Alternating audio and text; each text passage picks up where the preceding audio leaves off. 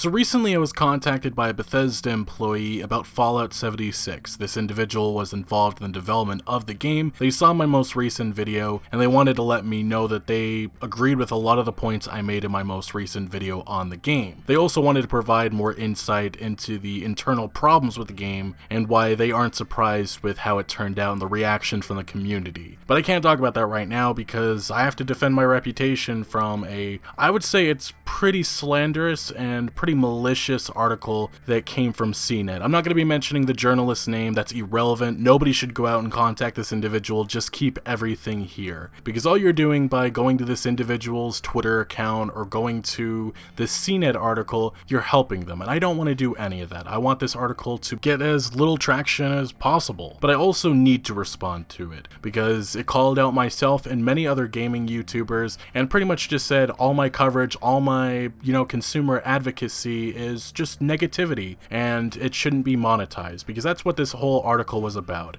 This individual, this reporter, spent 6 months, I believe it was 6 months, contacting advertisers about every single upload I had. They screenshotted the videos, showed the advertisement, and pretty much asked the advertisers, do you agree with your ads being besides this content? Without providing context probably, and I don't know what these advertisers were saying, but they probably appeased this journalist, which I just find this whole thing absolutely ridiculous. What was it? A few years ago it was, we're censoring all types of extreme and controversial opinions, but now we're going after negative opinions about the gaming industry and how these billion-dollar game companies take advantage of consumers, but we're not going to mention any of that. We're just going to ignore that. That's pretty much what this article says. Instead, it just chooses to go after gaming YouTubers like Jim Sterling, Boogie2988, The Angry Joe Show, The Quartering, Clean Prince Gaming, Upper Echelon, Downward Thrust, and a few others. They also make some exceptions, which I thought was very interesting. Maybe they don't fit the narrative that CNET wanted to make, but whatever. So now more than ever, I do need your support. If you haven't already, follow my other social media pages like Twitter, and also make sure to leave a like if you haven't already, and support the channel if you can. You can do that by subscribing or becoming a channel member. If you can't tell already, my voice definitely is a little demoralized. I'm disappointed, I'm frustrated, I'm not angry, which is why I find this title very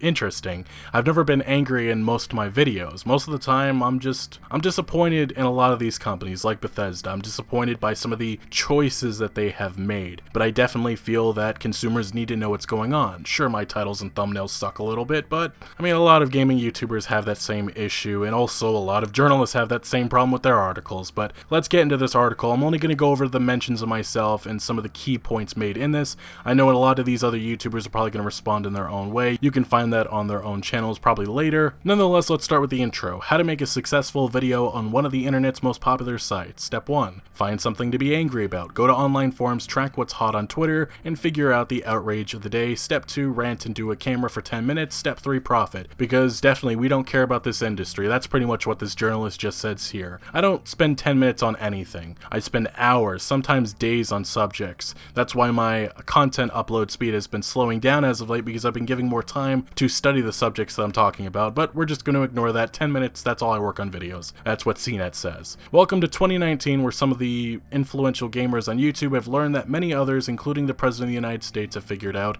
Anger sells, it sells big. Again, I don't know where the anger is. Sure, my titles and thumbnails suck a little bit at times. They definitely do, guys, but I don't know where the anger is. Starting last year, a bunch of negative YouTube gaming commentators came to prominence almost in unison. They each enjoyed spikes in audience and view counts, attracting hundreds of thousands of subscribers that translated into millions of views a week as they dissected the video game industry's missteps, misadventures, and controversies. The views get rewarded by YouTube in ad dollars. Now, here's the interesting thing about my channel that this individual chooses to, they don't mention. My channel grew to about 400,000 subscribers because I talked a lot about Red Dead Redemption 2. I talked a lot about Cyberpunk 2077. I even had, well, my most subscribers I ever gained on one day was because of my coverage on Fallout 76 at E3 2018. I think I gained 4,500 subscribers from Fallout 76, positive coverage of the game at the time, and my channel grew to about 400,000 subscribers where I really doubled down in talking about anti-consumer practices. Sure, I talked about it for the last number of years, but I really doubled down on that last fall.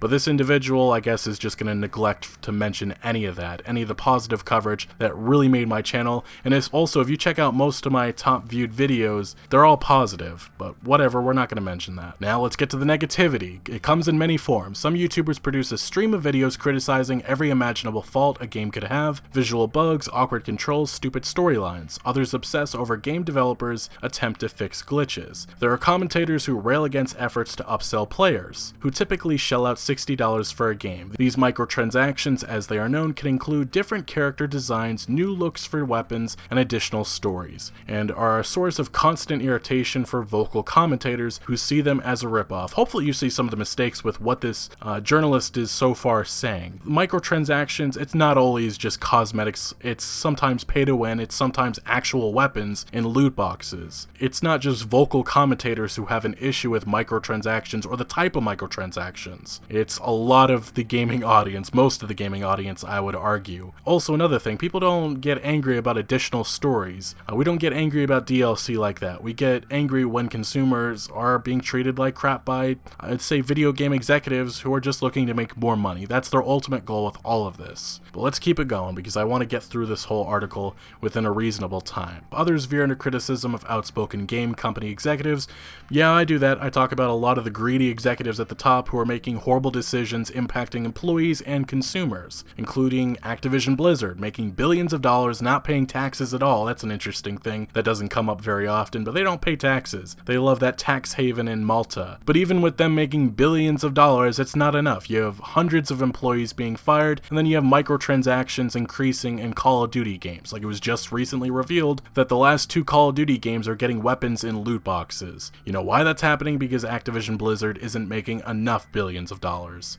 But let's keep it going. Some attacks get personal, criticizing members of the gaming community for their looks or perceived political beliefs. And something I stand by strongly is not making fun of somebody for how they look. I feel like that gets away from the conversation, and I don't think I've ever made fun of somebody for how they look. I find that absolutely disgusting behavior I cannot get behind. But let's keep it going. There's no single formula, and the YouTubers have taken different tacks, such as high production videos with formal scripts or off-the-cuff rambling, but all rely on the same strategy, getting the audience angry. Alright, we're going to skip ahead to myself. Legacy Killer HD, who lists his name as Michael on Twitter. Fun fact, this journalist contacted me through an email. They really misled me on what this was about, but thankfully some other YouTubers notified me that this was a hit piece, so I decided last minute not to contribute to this hit piece. Let's keep it going. He lists his name as Michael on Twitter. Again, this individual wanted to say my full name, which I haven't publicly said on Twitter, I believe, and he was gonna, but I believe another YouTuber called out this action, and I'm sure last minute this reporter decided not to include it. But like Denny, didn't comment for this story, post videos to his more than 510,000 subscribers that include thumbnails written in all caps. We already know my thumbnails suck. Click on those videos and YouTube recommends more like them, bearing titles such as The Year Activision Blizzard Got Crapped On by the Gaming Industry, not a video by me. Activision Blizzard is disgusting, not a video by me. EA is the worst company ever, here's why, not a video by me. And The Rise and Fall of EA, that is me, but that's also from December 2017.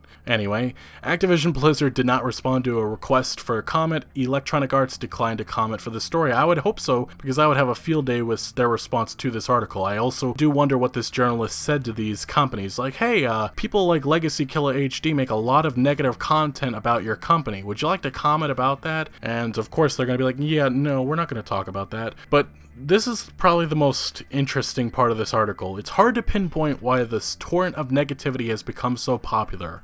Maybe it's because there's a lot of anti-consumer practices going on in the gaming industry. Maybe people don't like how developers are being treated. Maybe people don't like how these gaming executives are being extremely greedy, ruining gaming experiences because they're looking for the money only. Analysts, researchers, and some of the YouTubers themselves told me the video streaming services recommendation programs may share some of the blame. I definitely have to make this point that this is a really interesting time for this article to pop up when the whole Vox, Carlos Maza, and Steven Crowder situation is going on. Maybe that's just a coincidence, but I do find that very interesting. Now we're going to scroll down more to this article and just go over one more point, and I also have to go over some tweets. But this individual says, over the past 6 months, I've watched hundreds hundreds of these videos, seeing ads from car makers like Volvo and Honda, consumer brands such as Pringles Chips, wireless provider Sprint, and its subsidiary Boost Mobile, fast food chain Taco Bell, and broadcaster CBS, which owns CNET. They came to my screen via YouTube software. In this case, it's automated advertising system that pairs ads with videos, something that has already raised concerns among some advertisers who have pulled spending on the site. Those ad dollars help drive a cycle that creates, shares, spreads, and funds videos further. So the rest of this article goes on to mention some of the other YouTubers. Again, it concentrates on the negative aspect of channels like Clean Prince Gaming, Downward Thrust, and the quartering. The quartering is a big